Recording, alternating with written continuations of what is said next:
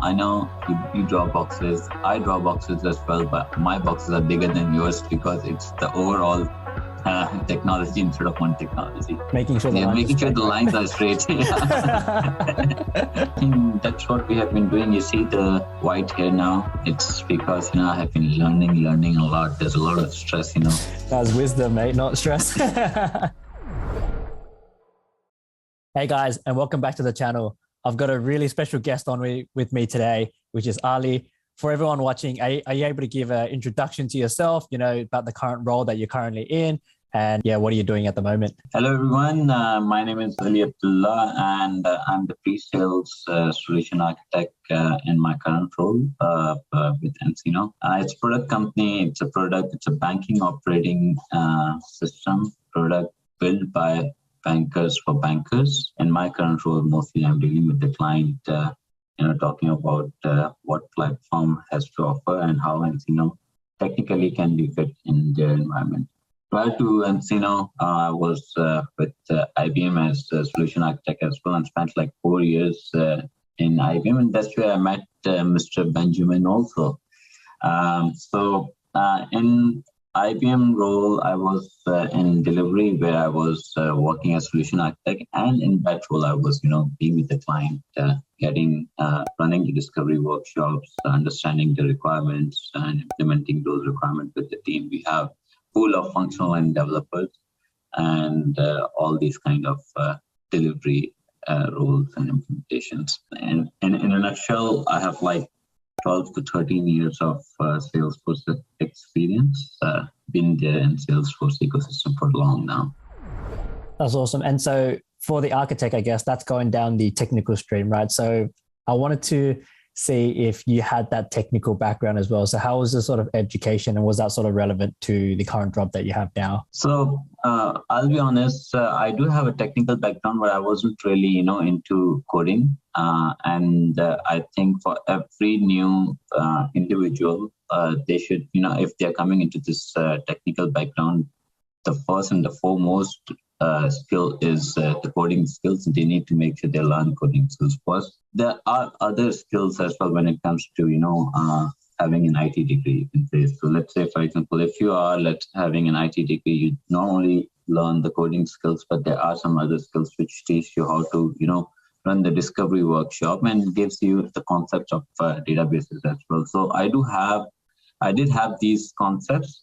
So it was easier for me to, jump into Salesforce, even though the coding concepts, I had coding concepts as well, but I was never into, hands-on coder. So I did have all the concepts available. So it was easier for me to jump into, Salesforce technology and start working on that. Anyone who wanted to be, part of this technology ecosystem, they need to make sure at least they have coding skills, because there are some benefit of coding skills as well. If you have learned coding skills, you are good in problem solving and logical thinking as well, and it will help you in future also. Yeah, definitely. And so it seems like your background was relevant to your job, which is a good thing. If we move on from there, right? So for a lot of people out there, they want to know, okay, I might go down the technical path as a developer, and then I'll eventually I could become an architect. Now, for those that want to become an architect, they might not know what that job actually does. So, I mean, are you able to give a sort of understanding and insight into what you actually do day-to-day wise, activities wise as an architect? Yeah, so it depends on the role as well. Like, if you are in delivery, of course, then you'll have to, architect and design the overall solution based on the requirements you get, based on the discovery workshop, based on the requirement. All you need to do is to make sure that, you have properly architected and designed that solution in Salesforce or any technology. Now, when it comes to pre-sales, the role is a bit different. It's more towards from the pre-sales point of view, it's more towards the technical architect role, where my day-to-day are to, research and make sure that nCino Salesforce can be integrated, has a platform feature, or can be integrated with multiple different backend systems. So it's all about researching. It's all about, understanding how the integration will work with different backend and external systems, and also how the security features will work as well. So again, from the delivery point of view, you need to look into the requirement. You need to, architect the solution accordingly. But from the pre-sales architect point of view, you need to make sure that you have a technology that can be fit, that can be a best fit in the client environment and has a lot to offer in terms of technology features like integrations, can be secured and all these kind of. Yeah, that makes sense, because from a delivery point of view, you really want to be a bit more involved in the whole engagement. So you're talking to delivery teams, you're trying to understand their problems and requirements, and then you design the actual architecture based on that requirements, rather than pre-sales is more about how do you prove that the technology that we have will work and integrate with your solution that you're currently using. So and that's the difference between delivery, where in delivery you are actually building product or building the solution based on the requirement. Whereas when it comes to off-the-shelf product, as a technical architect, my responsibility is to guide the client that we have an open API framework. We can easily be integrated, or we are secure platform. Yeah, that makes sense. And then for those that I guess want to become a Salesforce solution architect, whether it's in delivery, I mean, maybe it's slightly different, right? So maybe for delivery and for pre-sales, what are the sort of tips that you can give to people for trying to get into this role, right? So like the first thing you probably already mentioned that coding is probably a good start to be able to have, and that you'll help to make sure that, you're more qualified. But is there any other sort of tips that you'd give to people for if they actually wanted to join and become a solution architect? Yeah, so you need to start from the scratch. And to become a solution architect for any technology, you need to love that technology. And that's what happened to me, when I started working. So prior to Salesforce, I was working with Jira Atlassian technology, even though that was an amazing technology as well. But when it comes to, the passion and when you love working with the technology, that's where, you love to grow, and that's where you try to grow as well. So if you, depending on what stream you're choosing, whether you're choosing solution architect or technical architect, you need to learn Salesforce skills. You need to have, basic IT background at least, to understand the concept of, let's say, data model and a bit of technical concepts. And once you have those concepts, you need to start learning Salesforce skills as well. Now, Salesforce has a lot of products, of course, and those products you have to learn. Plus, in addition to those products, you have the platform features also, right? You need to learn those platform features, because as an admin, you need to configure those as well. So Salesforce has a training, of course, platform available, Trailhead. You can go to Trailhead and you can start learning your basic skills over there. It's not only just Salesforce. I think all the business applications will, have that training platform, and then keep learning. This is what you need to. I know when I was thinking, I was having a discussion with my friend, and he was a doctor, and he was like, we need to keep, learning. We need to keep learning new things always when it comes to field in medicine. And if we compare ourselves with them, we need to keep learning as well. We need to update ourselves also. So you need to have you need to have the passion and an urge to keep learning as well. So, and that's what you need to do if you need to have that, solution architect or technical architect field, because technology today is something that's going to be different. We are going into, digital transformation world where we have artificial intelligence, blockchain technologies, IoTs, and data analytics. So you need to make sure that you keep learning. That's one of the skills. That's one of the trade you need. That's one of the skills you need to learn. Yeah, definitely. And I even started using the Trailhead, right? Like, it's actually a really good training platform. I got to admit, like, compared to any other technologies that's actually out there or platforms, they actually provide a whole learning and training, and you can even structure it in a way, or like refer from other people's training structures as well. I really like the point where you said about learning, right? Because no matter where you are in whichever role, like if you don't keep learning or staying relevant, you almost get left behind, right? Because technology is changing almost every single day. So you really have to make sure you're passionate about it. Yeah. And I think that's what we have been doing. You see the white hair now. It's because, I have been learning a lot. There's a lot of stress, That's wisdom, mate, not stress. When a lot of people try to apply for these certain jobs, right, or want to change into a different career, there are some sort of myths or misconceptions about the job, right? So one of the main misconceptions that I've heard from a lot of people about architects is that, you just draw lines and boxes and then that's your architectural diagram. Maybe that's one myth or misconception. Do you think there's any other ones out there that you can help like clarify for people going, no, that's all BS. This is actually what architects do. There's this misconception. I think this is, so when I was in IBM, I know a guy. I don't know if I can take names, but he was a technical director, and you would know if if you listen to this. He was a technical director, and he always used to teach me that you are good for drawing boxes and lines. But behind the scene, behind those boxes and lines, there's a lot of information you are gathering, right? You are gathering the requirement, you are capturing, you are understanding the business and looking at the business and looking at the requirement. You're coming up with the architecture, which include boxes and lines. So it's not just boxes and lines. There's a lot of work you're doing on the background. But I think again that's part of delivery.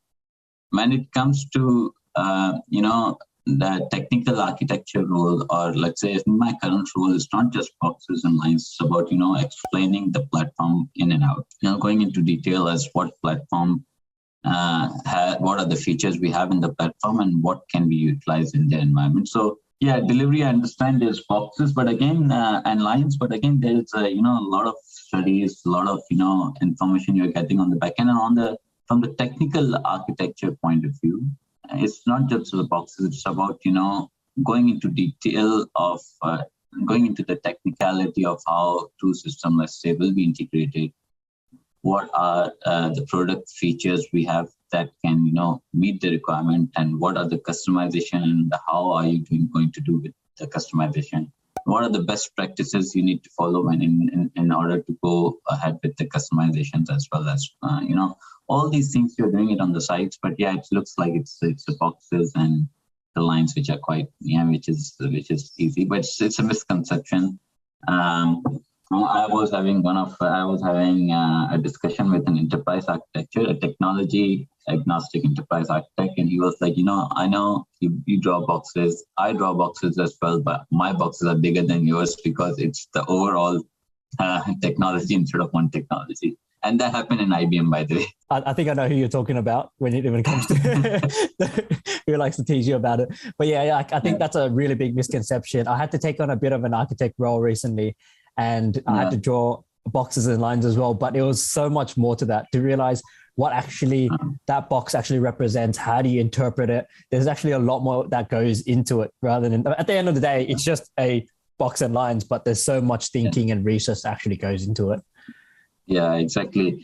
And it looks easy, but then I remember, in delivery, there's a lot of stress behind those boxes. There's a lot of stress to make sure that, you are drawing the correct box and the correct feature as well. So if it's not correct, your solution will not work.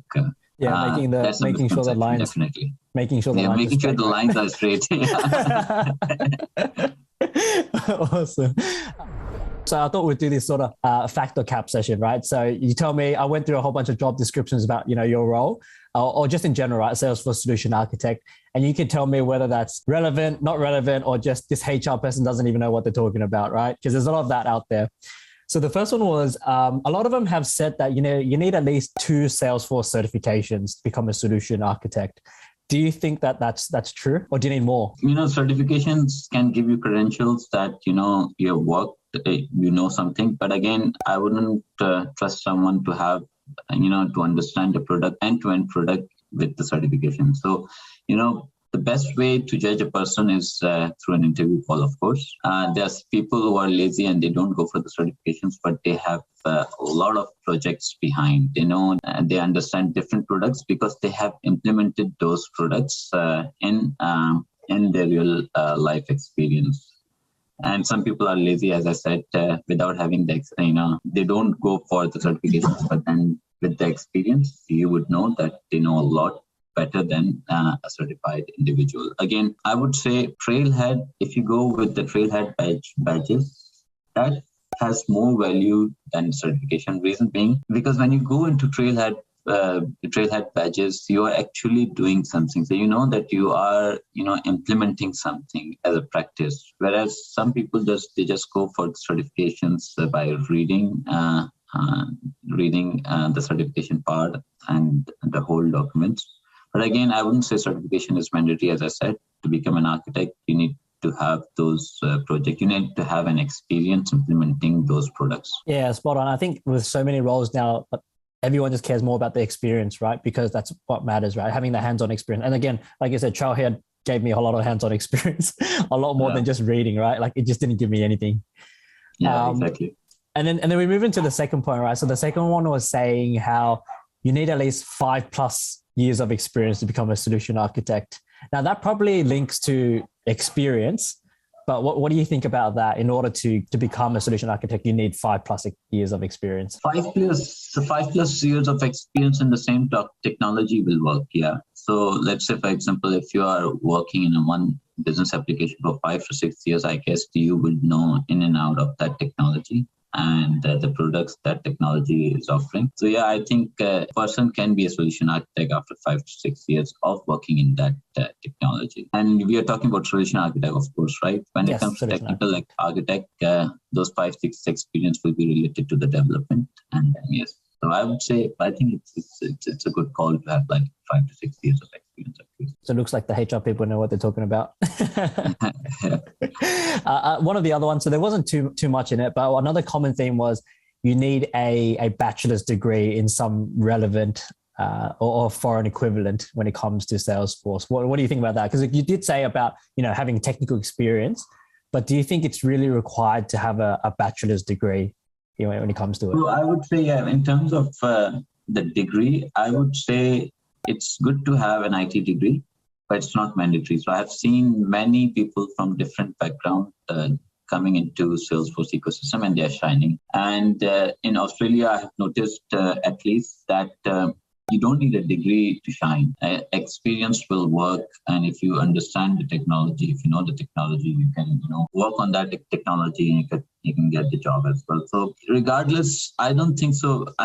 It's a general rule to have at least a degree to go ahead with the job. But I think from the Salesforce point of view, when it comes to functional role, it's not mandatory to have, a technical background, thorough technical background. But when it comes to, development, you need to have a thorough technical background. But degree-wise, you can have any degree. Yeah, awesome. That makes sense. And as probably seen from other videos already, a lot of different companies are now going, you don't need a degree to get a job now. It's more based on just purely your experience. It's not nice to have again, right? It's just another nice to have. Yes, exactly. And it depends on the geography as well, to be honest. In Australia, it's different. In other countries, it's different. So if I talk about my country, definitely, my home country, definitely the degree would be preferred and very important. But when it comes to, the job market in Australia, I don't think so degree is important. Yeah, spot on. And obviously, if you're going for a technical role, it does make sense to have a technical background or experience when it comes to it.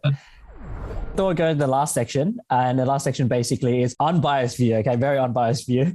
Do you think the role of a Salesforce architect is going to be relevant in 5 to 10 years? This is probably basing it on Salesforce platform existing in 5 to 10 years. What are your thoughts on that? So when it comes, now again, we have to talk about two different architects. One is the solution architect and the technical architect. I'll talk about the technical architect because that's the kind of role I'm doing these days.